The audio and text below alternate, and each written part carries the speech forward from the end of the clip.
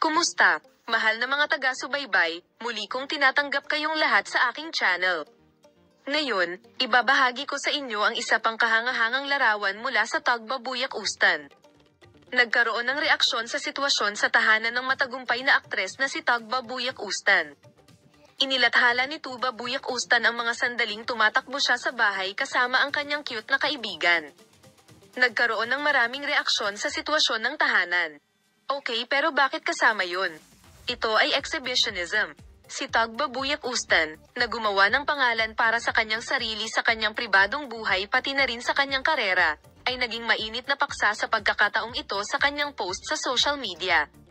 Ang sikat na aktor, na aktibo sa social media, ay nakipaglaro sa kanyang aso sa bahay, na itala ang mga alaala at inilathala ang mga ito sa Instagram. Ang post, na mabilis na naging trending topic sa social media, ay umani ng reaksyon sa home situation ng kanyang Grand Superior. Habang sinabi ng isang gumagamit ng social media na, okay, bakit ito tandang pananong, ginamit ng isa pang tao ang terminong, exhibitionism. Narito ang mga detalye.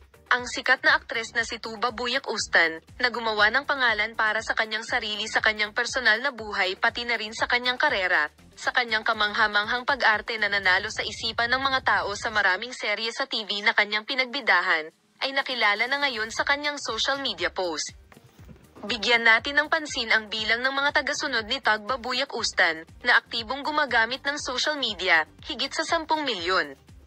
Ang mga sandali na ang sikat na aktres ay gumugol ng oras sa bahay kasama ang kanyang cute na kaibigan, ang punto na ipinakita niya sa kanyang mga tagasunod sa kanyang Instagram account na may note na, "How could we not play ball?"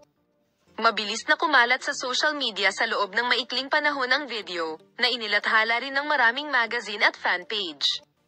Kaya't ang mga larawan, na tumanggap ng libu-libong komento at likes, ay pumukaw. Mga reaksyon sa sitwasyon sa tahanan ni Buyak Ustan. Ibabahagi ko sa iyo ang ilan sa mga komento mula sa mga post. Okay, bakit may question mark? Okay, nakita namin ang panty mo. Kinunan niya ang video sa kanyang underwear para mapag-usapan. Ano ang layunin ng tandang pananong dito? Ito ba ay upang ipakita na pinaglalaruan mo ang aso o ipakita ang iyong panty? Hindi yan sibilisasyon, wag na, exhibitionism, ito ang punto. Ito ay gumagamit ng social media.